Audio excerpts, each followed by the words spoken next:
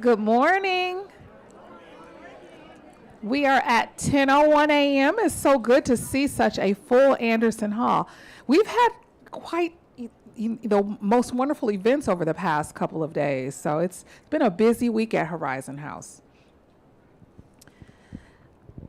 So I want to talk a little bit today. I'm going to share a slide with you. I'm not someone who takes pictures often. I'm not a picture person, but I want to share a recent experience that I had. Earlier this month, I had just a wonderful opportunity to hike through the Sam McDonald Park in San Mateo County, just outside of San Francisco. Christy and I went on a structured hike as a part of a conference we attended. And I found myself surrounded by coast redwoods. Much of what I'm going to share to you was just amazing to me. Many of you know these things. You've grown up on the West Coast, but for me, it was so profound. And it was just very grounding to be surrounded by these towering redwoods. Some were as old as 2,000 years. And these trees, they're absolutely extraordinary. And not just because of their height or their age, but just how they thrive. They thrive not alone, but together. And the Sam McDonald Park was also a profound experience for me because he was the son of enslaved parents who had moved west from the South, and he acquired this land over time. He'd worked in grounds for Stanford, and he had bought this land and ended up donating it to Stanford, and he really had a directive for them. He had a legacy of love of land and youth, and he wanted Stanford to be able to make this land available for, people to enjoy upon his death. And he reminds us that growth often starts with discomfort.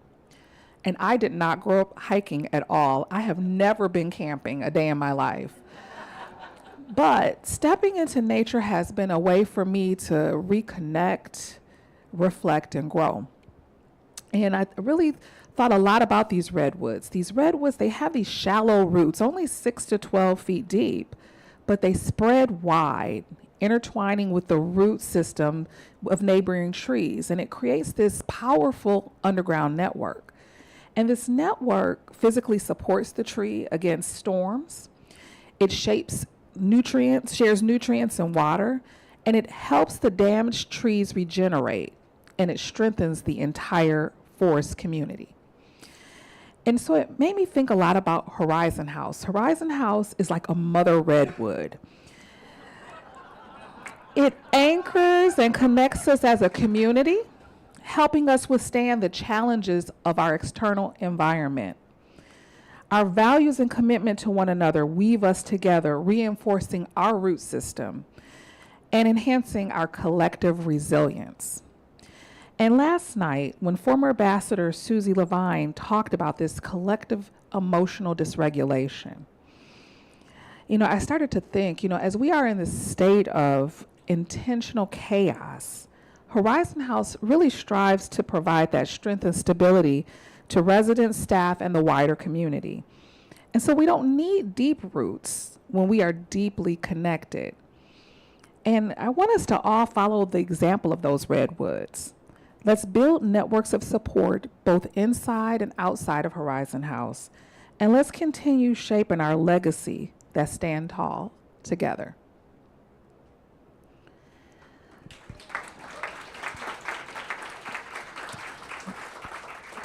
Today we have a wonderful agenda for you.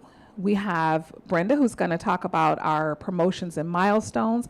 And then we're going to have a wonderful update by our new innovation team that's led by Robert Derby and Amanda.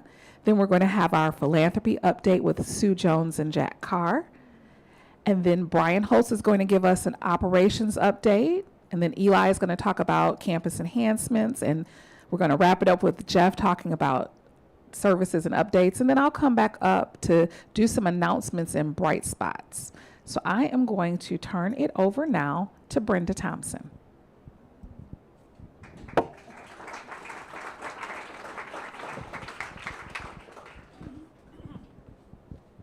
Good morning. Erica's picture is inspiring me, and so is that sunshine outside. I think I'm going to be outside this weekend. Well, I'd like to share with you new hires that have joined our organization. If you see them, please say hello. In our assisted living team, we've welcomed Tiara, Susanna, and Jacinta, who you may have seen around Horizon House for some time as elder care assistants. In life enrichment, we have welcomed Claire as our new life enrichment coordinator, Ian, our sous chef, and Elise in our parking garage as a new valet. We have some new faces in sales as well. Nate is our new sales coordinator, and Diane, our new events coordinator, which is a new position to Horizon House. In EVS, Shanika as our housekeeper, and in facilities, Dom, our new engineer. I'd also like to share with you a promotion for one of our staff members. You may know Eric from our renovations team. He was recently promoted to assistant project manager.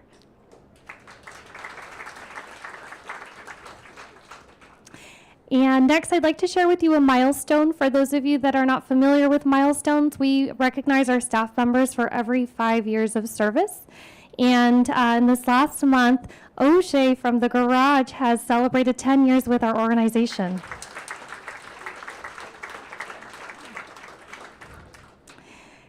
And now I'm going to go ahead and turn it over to Robert and Amanda.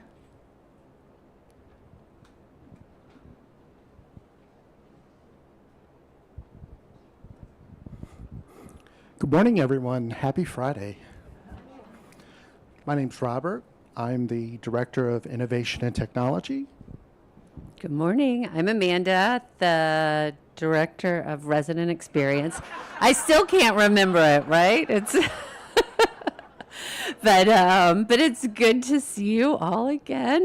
We're going to spend a little bit of time. I think, I'm responsible for reception team, the salon, but also do take on dog complaints, but then also have been working on just process enhancements around Horizon House, and it's been really nice to have Robert join the team. His IT brain with my marketing communications brain, we've definitely come together nicely. So we're going to talk a little bit about what Robert's brought to the table with this innovation team. So one of the first questions people ask me is, what is innovation and how are you innovating? And one of my innovations is putting the mic closer to my face when I'm talking. Innovation's pretty straightforward. It just means coming up with a new idea or improving an existing idea. So if in your life you've ever had a great idea and it got implemented or found a way to improve an existing idea, that means that you're an innovator, just like us. Come join the innovation team. It's what we do. And it's especially important when an organization is going through a time of change like we are right now. It's about leveraging that change to create value for what you're doing, right? Horizon House is going to be adding more residents. It's building a new building. There's a lot of things going on, so it's a time for us as staff to figure out processes that worked or maybe it's not working so well and how we can improve them and what we can do with it. So we have an innovation team. I've done this in past organizations. I've been in, ran innovation teams for the Dallas Opera I was at and a school I was involved in as well. It's just a cross-departmental group of people, of stakeholders. We're project-based, so we're basically charged with a particular project that we're working on. Right now we're looking at the apartment transition process, which we call traffic here, and how to improve that. We have stakeholders from each department involved, and we meet once or twice a week. Right now we're meeting twice a week to cover that and going through a lot of details of what we do. And Amanda's going to explain it. Just so you know how it works, I, as the Director of Innovation, I'm basically facilitating a lot of the meetings, coordinating a lot of the data, the kind of spreadsheet processes we go through. And Amanda, as the product owner, the main person saying, is this actually improving our world? What are we doing? That's her co-role in it as well. Yeah, so just to give you a little bit of background on this kind of traffic improvement plan, and I think I've talked to a few of you guys about this, and it started actually with the Welcome Committee, talking through, how we're bringing in new residents into Horizon House. And so as we're looking through, welcoming new residents, we're also looking at what that whole process is from the time, an apartment turns over to when they sign their contract, when they move in. So we put together a team almost a year ago where, like I said, we called it traffic, and we're looking at folks that are transitioning from independent living to assisted living, working with folks that are transitioning from the West Tower to their new IL apartment, as well as new residents and people who are releasing their apartments. So there's always a lot of movement going on. So we started just realizing we needed to meet every week just to kind of keep up on who's going where and are we ready. And so it was a response to a need to know that there's so much happening here. And we still meet every week, but we weren't really addressing what that process was. We were solving problems, we were meeting, we were communicating. So Robert came in and was in these meetings, and he was like, this is great, but you guys need some support. This is a lot of moving parts, and it's really complicated, which is why he was telling us, I've worked with a small team in the past, this innovation concept, where we can really look to solve problems. And we have a bullet. So one of Robert's suggestions was bringing in a project management consultant who can really help us with project management skills. So to help us work through all the different issues, but giving us the processes to do that, which is new for me. I'm not a project manager. I'm a doer, but giving us the right tools to see the problems. And I think, what did he say? It was, taking the things that people complain about and actually doing something about it. So that's what we're tasked with, right? We're saying, all right, well, these are the problems. Here's what's causing the problems, and here are the solutions, pulling that together. So it's taking this weekly group of folks that are talking about the movement, but really looking at what that process is so that it's really seamless for us as internal departments, but also for the resident family as they're working through. So just one of the things we, just to kind of talk through it, to see some of the work we did was we looked at the entire process and all the steps, which I don't know, 50 something steps, but then broke it down into these little buckets. When an apartment's released, when we walk through it and decide what needs to be done, the actual work and the renovation being done, so it's looking at it all, making sure that we're being efficient with our time, with our costs, with our communication. So each one of these, we kind of have problems and solutions associated. So we're about 2 months in to this. We think there's probably another 2 months of work or less but just ongoing. So it's been exciting, and I'm super grateful for Robert, like I said, and his diligence and his ability to kind of help add some rigor to our conversations. Any questions, anything? Great. Well, you're welcome to stop by and talk and see what we do. And my office is by Lori. You know where Amanda is already, and that's what we're there for. I have office hours for residents every Tuesday from 4 to 5 p.m., and no one showed up this week, so I am in mourning of that because my popularity is waning. So if you want to take pity on a director here, just come by on Tuesday at 4. He said that's where he gets all his good gossip, too, so you got to keep coming back. Next is philanthropy.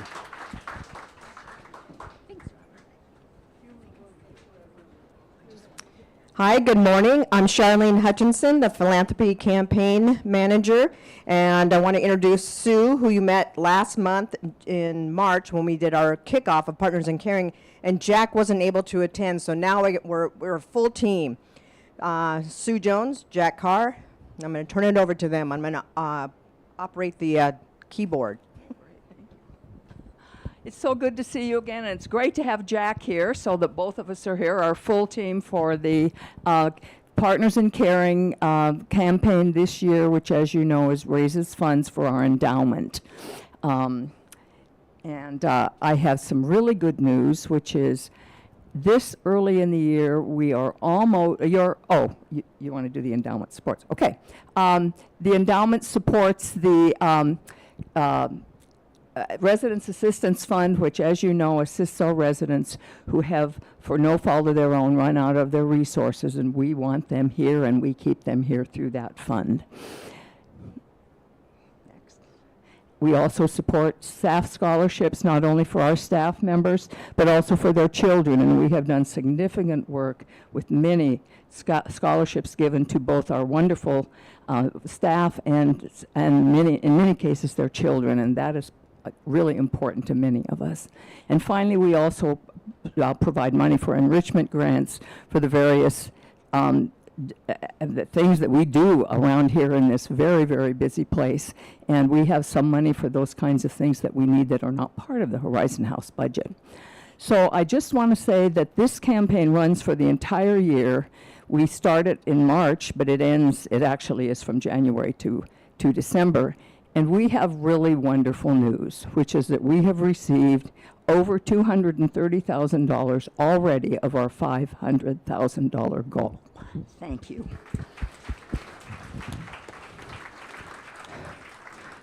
This is such a generous place, and we just can't thank you enough, and we are continuing to go, but boy, that's a wonderful start. Next, Jack. Thank you, Sue. I just want to remind you there are many, many different ways that you can make a contribution to the Partners in Caring. You can write a check, you can use your credit card, you can give gold bars, you can family heirlooms, and a portion of Aunt Sally's, bequest to her favorite niece or nephew. You can give part of that too. Also, you can, those of you who are have a retirement IRA, you can contribute a portion of that required minimum distribution if you so like. And the interesting part about that, the portion of that required minimum distribution that you contribute then becomes tax-free. No taxes paid on that, which may lower your overall tax burden, maybe drop you into a lower tax bracket, who knows. But at any rate, check with your financial advisor or your CPA, and they can give you the hot skinny on that, what's prepared. So give at any level that you feel comfortable with. And give what you can, what you feel most comfortable contributing. The most important thing is that we are all part of a community, and we contribute in respect for every other member of the community. And that's the true meaning of community. Thank you.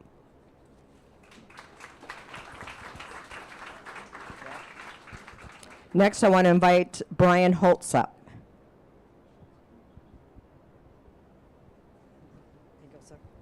Thank you. Jack was saying, to check with your accountant. Charlene, before I donate, I just checked with my wife. So that's advice as well. So I'll check again because I can give more than once, right? Absolutely. So this is an excellent example of where staff and residents collaborate and why Horizon House is so amazing. So I wanted to give an update on Comcast, and we have a little animation that's slowly going on the screen. And this has been, as we all know, quite a project that's taken longer than we hoped. Recently, Mark has spent a ton of time working with Comcast. Thank you, Mark. And so they're still working on the infrastructure. Yes, thank you, Mark. I kind of handed it off to him, and he's not happy with me on that. But They're still trying to finish the North Tower infrastructure, and there are some cable boxes still to install. We are told by the end of May we should be fully installed. Gosh, what do you know? That'd be a year after we signed the contract. So I'm so sorry that it's taking this long. We are trying to control what we can control, and I can tell you that between Mark and I, it's more than once a week that we're communicating and asking. Mark demanded an on-site meeting Monday that we had, so we're continuing. The question was, will we get a rebate? I don't know if we'll get a rebate. We have not started to pay the higher fee for your updated cable boxes and yet, because it's not fully installed. So those of you that already have it, you could call that a bargain, but I would rather just pay what we agreed to and have it done quickly for you. So we're continuing to be an advocate for you in that area. So I wanted to just have a few bullet follow-ups from the meeting that we had in here. The presentation on March 31st that Eli and I had was that the themes that I heard or we took were from about resident storage lockers. And so there will be many and more communications coming and discussions on any of the residents that are impacted as a reminder with the storage lockers. And one of the recommendations and requests were to have maps of where things are moving in the new locations. And so we will certainly be doing that. And then there was energy around guest parking, appropriately so. And so we are continuing to evaluate how we can accommodate the guests for that. And with that in mind, we want to announce that we have signed our agreement with the car share program. So we're very excited. This took quite some time because it's new for a community like ours to have something like this for just Horizon House. And so the company that we have, ZEV, stands for Zero Emission Vehicle, so that we have this electric vehicle planned to come. As you can see on the screen, it's the Ioniq 5. And we anticipate that in the next several weeks we'll have some introductory presentations. We may wait till the vehicle's on site to do that so people can see the vehicle. And so we're waiting for information from them, but Brian Byers, our transportation lead, Michael in the valet, and I will start meeting about logistics on the car share program. So we're very excited for that. The reason that is a dovetail to the prior topic is if we have less vehicles by residents, that frees up space for guest parking, as a reminder. So we only have so much space in our garages once our west wing is decommissioned, and so that will allow us to be able to have more space. So we're hoping that this is something that you'll take advantage of. And so coming up in May is Retirement Community Week for those residents that have been here before. It's very fun and exciting for the new residents. This is something where staff and residents have activities for all of us, where we have themes that we dress up on. And so we can see on the screen, we have Beth. We pulled her from the dugout from a Mariner game, but she decided to come here on Sports Day. We have Sakiko, who just had her 35-year anniversary on Tropical Day. We see Lori and a resident on Hat Day. We will have our very famous bake sale, which is extremely popular. We're shifting that to the afternoon, and then there will be a happy hour after that. So in your tropical theme, you can participate in the happy hour. Administration will treat you to your first beverage of choice. And of course, the most famous possibly of all, of any talent show, is the Horizon House Talent Show on Friday. So more details to come. Yeah, very exciting. And one of the things to note that we changed for our staff is we're giving all the staff what we're calling a goodie bag, where they all get the exact same thing. Sometimes in the past we had somebody that, like Risa, who's on the forefront, who gets all these Bright Spot cards, deservingly so, and she has like 500 chocolates, and I have like 2. So as the chair of the committee, we decided actually for all the staff, we give them all the same thing. They'll still get your Bright Spot card, so please participate in that. Yet you residents, for every Bright Spot card that I buy you and others buy you, you will get your 2 pieces of yummy chocolate. So that's something that we changed last year, and it was very well embraced. So thank you very much. Next, we have Eli, our Director of Construction and Renovation, who always has things moving and shaking around here for us. Nothing stays the same with Eli because he's about construction and making us better on campus. Thanks, Brian. Thank you. And I like what you said. I'm all about making things better. Don't think of the words disruption and, aggravation. It's making things better. So to start things off, we have coming up starting Monday. For those of you in the North Tower, you've already received notices. Floors 17, 18, and 19, your hallways will be refreshed. So that starts on Monday. You see the before picture. This is an example of some delaminated, water damage that's occurring on those banquette benches in front of the elevators. So we're going to resurface those. We'll give you new carpet, new paint, and also reupholster the benches. The reupholstery hasn't been finalized yet, but everything else has, and again, that'll begin on Monday. And then also underway is our project on the second floor, the former memory care area. This is the assisted living offices, but also a new activity room and for residents, and a really nice break room for frontline staff. A much deserved space for frontline staff. Let's see. Yeah, that's an example of the rendering of the break room, and this is what it looks like now, so we're not quite there. This is an example of a care conference room and a training room, a training nook for staff to do their compliance training.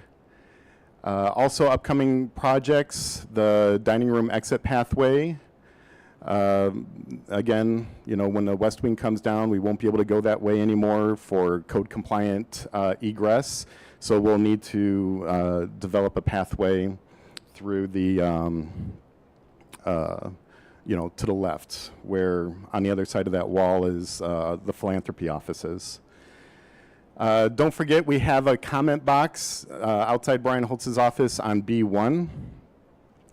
So feel free to drop your comments or questions or compliments in that box. Also coming up, we have a presentation Monday, May 19th.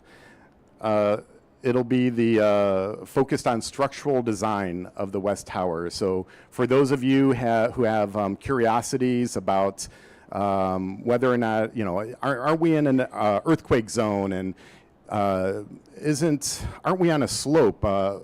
This presentation will answer all those questions. We'll bring in the MKA, Magnuson Klemensic Associates, and also our geotech engineer who studies the soil mechanics of our property. That would be Haley Aldrich. They'll be there to answer the technical questions. And then lastly, First Hill Improvement Association. I highly encourage everybody to go to firsthill.org to see what type of events are coming up in the area. Today is a happy hour, for instance, walkable distance right here at A Pizza Mart. Starts at 5 o'clock, so if you want to meet other neighborhood interested folks, this is your chance. A Pizza Mart, 5 o'clock today.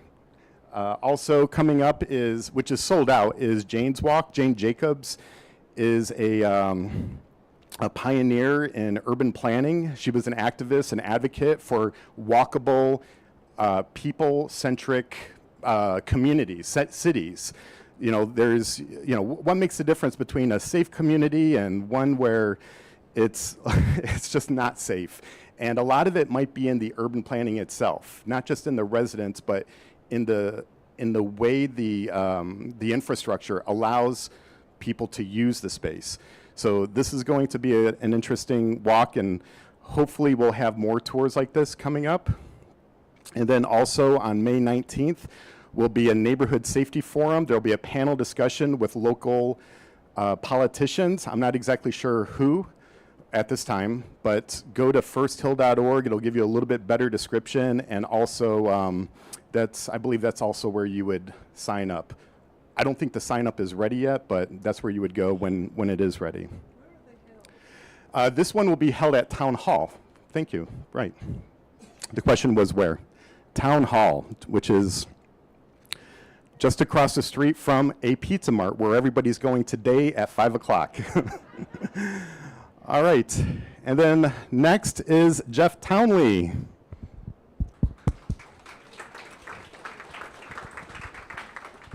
Thanks, Eli. All right. Hello, everyone. Let's see. All right. Well, I wanted to start off talk about Easter brunch this last weekend. We had a really nice brunch that day, and I really have to give my hats off to Yanni, Steve, and all my staff, because I was out sick all weekend. We know Oliver's not here as well, so there's really a lot put on Yanni to get everything set up for that and execute it, and haven't heard anything bad from any residents, so very thankful for them, and glad everything went off without a hitch there. With that being said, kind of to my surprise, right around the corner we have Mother's Day coming up, so that's going to be on Sunday, May 11th. So we are a little late getting reservations going for that, but we'll do that coming up on Thursday, May 1st, 2 p.m. at the host stand. So come see us then. We'll get you signed up for Mother's Day. If you can attend that day, just shoot me or Yanni or Oliver an email, and we'll get you signed up for that. And then another thing we got coming up is our next wine dinner. We're going to be featuring Rombauer Winery out of California, and that's going to be on Thursday, May 15th. And so we'll do reservations next week as well. We'll do those on Friday at 2 p.m. at the host stand. So kind of same drill. Come see us then. We'll get you signed up for that. If you can attend, shoot me an email, and we will get you signed up for that. So looking forward to those events coming up. Looking forward to Oliver coming back next week, because I'm sure everybody else is as well. So I've had a chance to communicate with him a little bit while he's been back home, and I'm just so happy he got to spend a lot of time with his kid and his family and his friends, and sent some good pictures and everything. So looks like he had a good time, so I'm really happy for him for that, and we're looking forward to seeing him back next week. So with that being said, we can bring up Miss Erica. Thank you very much.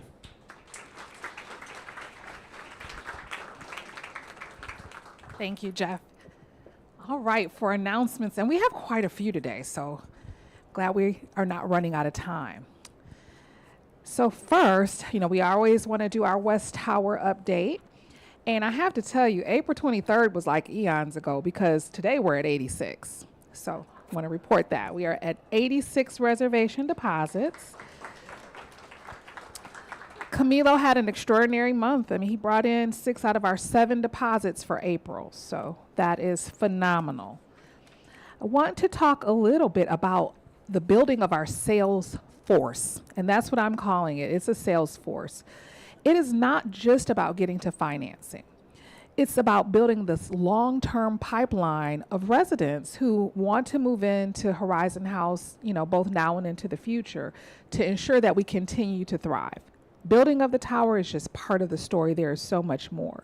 So speaking of thriving, I really want to talk about our current campus, because part of getting to financing is making sure that we have strong current operations. And I am excited to report we do. So we've got some stellar things happening. I want to give a shout out to Valerie and Bonnie Kistler, who I'm not sure if all of you know. Bonnie, can you give a wave? Bonnie's standing in the back. For those of you who don't know, at the first of the year, we hired a person who's focused, an AL, assisted living sales manager, who is focused on helping make sure our continuum is working and that the outside world knows that we accept people in to get our exceptional care. And I have to tell you, Bonnie has just knocked it out of the park. A breath of fresh air, really helping us move from thinking about our assisted living more in a clinical way and moving past our former skilled nursing self to being this wonderful home that is just a continuum with more care. And so through that work, today we are at 82% occupancy. So let's give Bonnie a hand. For many of you who know that has not been the case. We have like hovered in the low 70s for many, many years. And so what that means is that people are missing out on the wonderful care that we have to offer. I have worked at assisted livings. I've been around at a lot of assisted livings, and very few can compare to what we have to offer at Horizon House. So it's just a matter of making a few changes and putting some intense focus on it. And so now people can get the care they really need to live their best life. So thank you to Bonnie. And we, in terms of independent living, we are currently at 95% occupied with 98% committed. So Valerie's not here, but let's give her a hand anyway. In addition to keeping our current campus full, Valerie has also led the charge in our West Wing relocations and making sure that, our wonderful neighbors have a new place that they do enjoy living in. And so, we never want to not think about what's happening here. What happens here in our current campus is what informs, is what allows for the West Tower. So sometimes it feels like the West Tower is overshadowing everything. It's just an expansion of all the good things that we already have. So thank you to our sales force. If you see Camilo, Bonnie, or Valerie, just please take a moment to recognize them for their outstanding work. All right. I want to talk a little bit about our Community Relations and Diversity Committee. We have our 2025 grant recipients, which one is First Hill Improvement Association, the other is Freeway Park, Gen Pride, the Low Income Housing Institute, and our Shelter Family Sewing Resident Committee. And we're going to do something a little different this year. One of the things that is a goal for 2025 is to really do a lot more outreach and let people know a lot more about what the good things, all of the good things that happen at Horizon House. So we're going to be doing a check presentation that residents will be invited to in the social forum on May 7th, where we're inviting those grant recipients here to Horizon House to talk about their organizations, and then we'll present them with their check. And so it'll give our residents a chance to ask questions and to be able to understand, how us granting dollars helps us to continue to further our mission here at Horizon House. And so, they're going to talk about volunteer opportunities with their organizations. And I know the leadership team, we plan to choose one of these organizations to do some volunteer work at, and we hope that residents will too. So just come out. We hope to see you on May 7th. We're also doing something a little bit different this year. As many of you know, we've promised that we would increase the engagement with the board and resident community. And so we will be having small group sessions with the board on May 12th from 5 to 6:30. And just a little bit about how this is going to operate. We're going to have all of Anderson Hall divided up, and we're going to have 3 topic areas. Residents will be able to go to each topic area. The topics are still being worked out, but you'll have time in each room to engage in dialogue with board members. It's not a presentation, it's really a conversation, an opportunity for you to talk with the board members and kind of pick their brain about different things, and an opportunity for them to hear from you. And so we're going to operate it more like the small group sessions. This is new, and so your feedback is going to be paramount in understanding if we continue with that format or not moving forward. But there's no RSVP required. There will be a virtual option to watch. And, we will also, like we've done in the past, any of the operational questions that do come up, they will be addressed in the June small group sessions. And then, we would have liked to have the governance forum first, but timing just didn't work out. But as a reminder, there will be a governance forum that you'll be able to see on June 2nd that really talks about kind of the differences between resident council, what the board does, as well as, what administration does. So, that stay tuned for more about that. We will have an announcement about this small group session with the board in the alert. want to talk to you also about an on-site services survey. We've heard many people say, why isn't Horizon House offering these things? We know many of you rely on outside, third-party vendors for services. We want to understand what kind of services are important, what kind of services are happening on site. As we are growing, as we continue to want to enhance the resident experience, we have to start with a base of knowledge. And so we're going to be distributing a survey on May 2nd. It'll come out, you'll have information in the alert, and it will come out via constant contact. But it really is to understand, what kind of services are you receiving on site here at Horizon House, whether it's services that are provided by vendors that we have contracted with, like Divya in physical therapy, or massage therapy with Laura, or outside vendors like C-Care. So we want to have a better understanding of all that's needed for residents in this building. We have a booster vaccine clinic coming up. So Tuesday, May 27th and Wednesday, May 28th, Eastern Pharmacy will be on site, and we're going to be doing not only COVID boosters, but MMR vaccines. As many of you have seen in the news, the measles is cropping back up. And I can imagine many of you remember when this vaccine came about, and to think, wow, we're cropping up, measles again. So, for many of you, if you've had the measles vaccine, these vaccines do have a life cycle. And so, you can talk with your doctor or get your vaccine when they're on site, but they will be bringing MMR vaccines on site, and there'll be a memo distributed early next month, so you'll have the information that you need. Time for spring cleaning. So we're going to have our shredding bins all around campus. This is just a great time.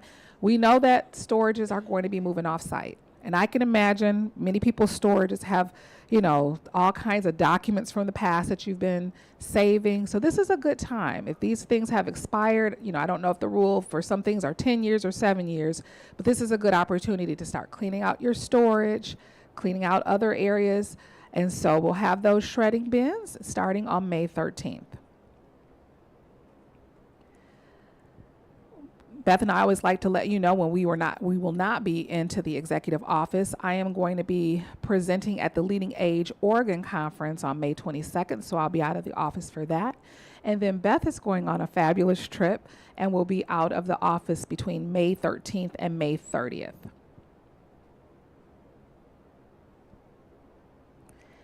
We've got a lot of bright spots. All right, so we see a familiar face in this particular picture. I was really excited. Again, us as Horizon House, we have to do a lot more community outreach. And so that is something we are focused on this year. And we want to make sure we're doing it, with staff, with residents. And so a couple of weeks ago, the breakfast group had their Taiwan On event where, it's a phenomenal organization that supports Black young men in the community. And so I asked Mark, would you come with me to this Taiwan On event? He was like, absolutely. And thank goodness he did come, because they actually do, tie on a tie, help gentlemen tie on a tie. It's pretty symbolic. And so Mark happened to be one of our star teachers on how to tie a tie. I was at a table of gentlemen who, they were, I'm leaders, I can do this. And they fumbled. And, Mark helped them and helped the young men. He was a great instructor. So thank you, Mark, for attending that. It was phenomenal. It was an opportunity for let's clap for Mark. In our effort to really increase our visibility in diverse communities, it was an opportunity for Horizon House to really show up. We are supporting a scholarship for the former director of that organization who passed away unexpectedly last year. And so there was an endowment fund to support a scholarship, and Horizon House was able to donate to that. And our name was announced in this big room filled with people from the community. So it was a really great event. Really excited about all the wonderful things that happened during Earth Month. And on Earth Day, we had the screening of Evergreen. How many people were able to attend the screening earlier this week? It was a phenomenal film. It was really quite quite empowering, and to think about what a small group of people can do to really impact change. It was really fitting for the time period that we're in. And so I'm also excited to announce, in addition, to all of the work that our wonderful Environment Committee is doing, Horizon House has been really thinking about, what can we do as an organization? What can our employees do? So in the fourth quarter of 2025, we are, and this is after financing, we have to pace ourselves, but we are launching our Employee Environmental Work Group. And Sean McMahon has agreed to co-chair this with me. And so we're going to be looking at our business practices and how we can really live up to our value of sustainability. So I'm excited. So stay tuned for more. I suspect that we will join the Environment Committee next year in doing even more work to support Earth Month.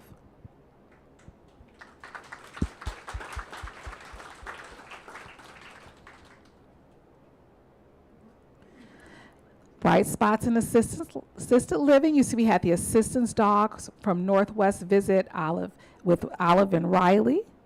It was awesome. We had the Earth Day spring gardening on the Assisted Living 2 patio, planting flowers. So if you haven't had a chance to go up there and see them, please go and look at all the beautiful flowers that were planted. I also wanted to mention we had an opportunity to host Councilmember Joy Hollingsworth last Friday at Horizon House. It's really wonderful to start to build and rebuild some formal relationships with city government. She was very impressed. We had a group of residents who were, here, as well as Ellen Green from Personal Improvement Association.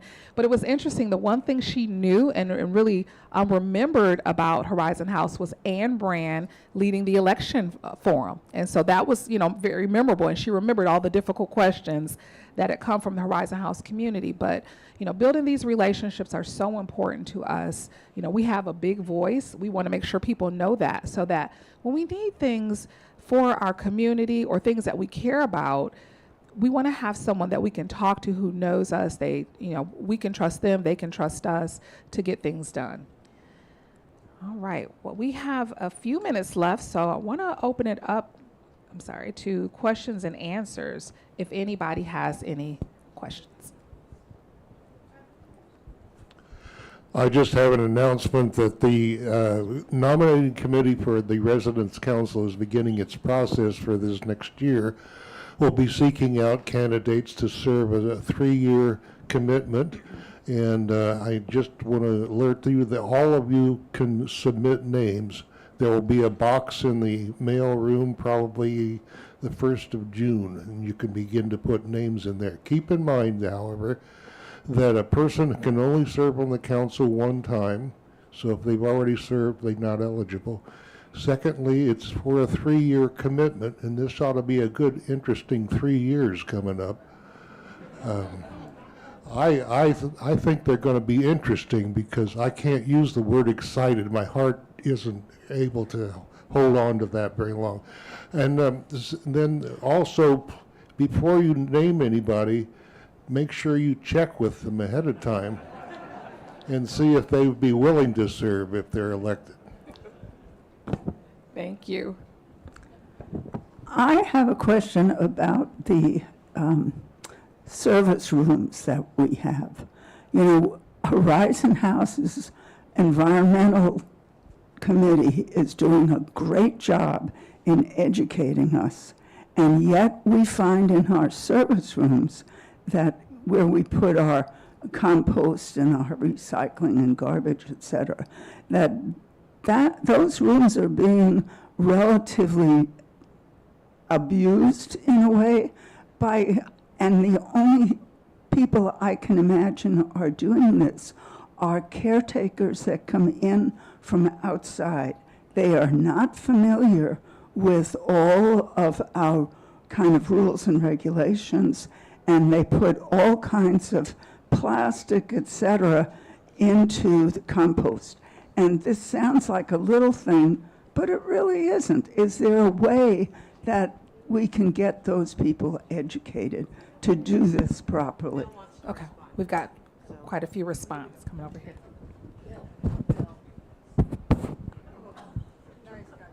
No, I have two. You raise a great point, and we have an enrichment grant. Right now, we're working on a training program for all contractors coming in for this very issue, because it's been with us for quite a while. And we hope to have it ready this summer. It'll be a ongoing training program for contractors, caregivers, and others for this very issue. And I'm doing this with Barbara Brown. New residents. Oh, yes, indeed, and and also it'll be available for new residents.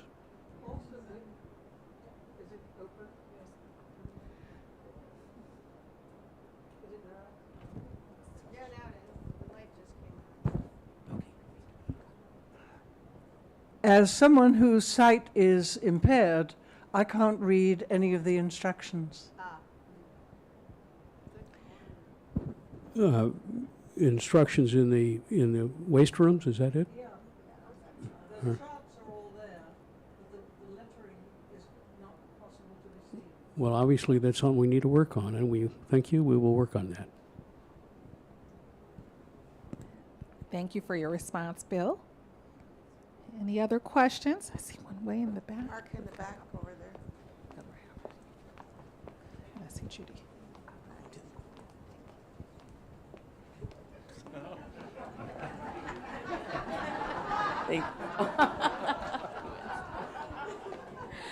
You were talking about the plans that are new that to increase awareness of the assisted living. Am I understanding that's to possibly have people come in going directly to assisted living?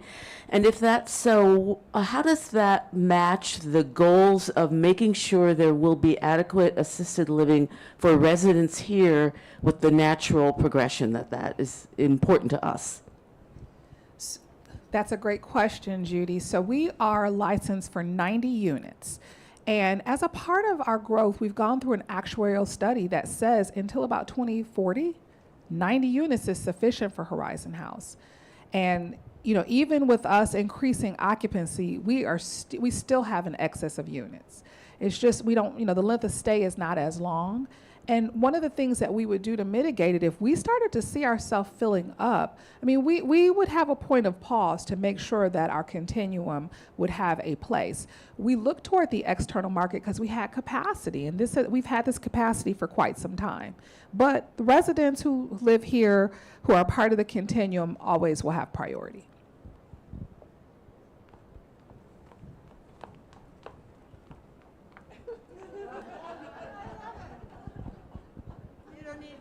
Workout room today.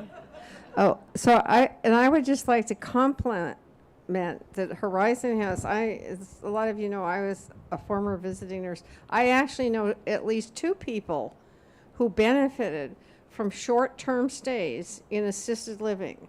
They graduated and they were out in independent living, but they graduated from the Medicare-funded skilled care, but they were like no way ready to go home. And it was such a wonderful thing for them to be able to come to Horizon House. One, I think, did it for 2 months, and maybe one did it for 3. And so there's those kinds of things too. And the more we're full, the more we can have a full complement of staff. Were they from outside or inside? They were outsiders. They went back to their homes out in the community. So anyway, they've done it forever. Actually.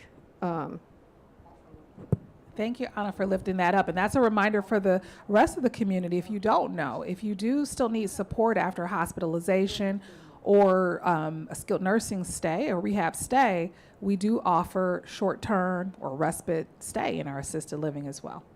I wanted to comment, this may sound grouchy, but out there the sign says avoid shredding for environmental reasons. And I've just heard that we're bringing in 9 shredding machines. We're bringing in bins. But the point is that shredding is not environmental, so we shouldn't be encouraging it. Shredded paper can't be recycled. Thank you, Carol. Did you know that? Yeah, I'm sorry to be grouchy. Bill, do you have any other recommendations how we can dispose of Well, sensitive documents? the screen said to simply remove your personal information and then you can put it in recycling. That is the other recommendation to the degree you can. Obviously, 100% is pretty hard to get to, so the degree that you can handle it, with rather than shredding is a good practice, but we need both.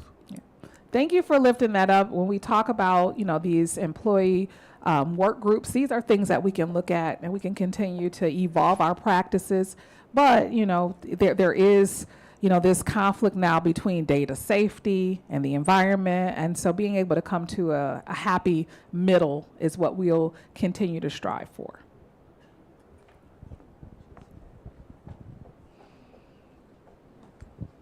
Let me just make a comment about that as a master gardener.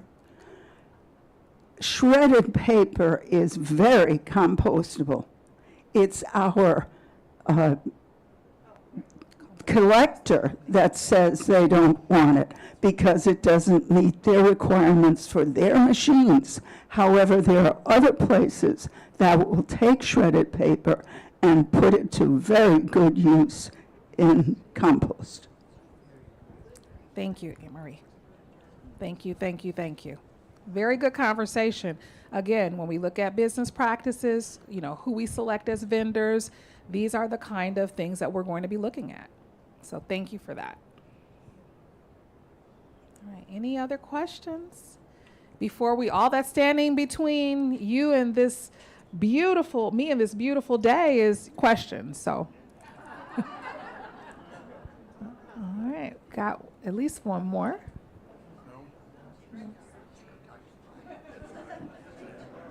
All right, going once, going twice. All right, well, enjoy this beautiful weekend. Thank you.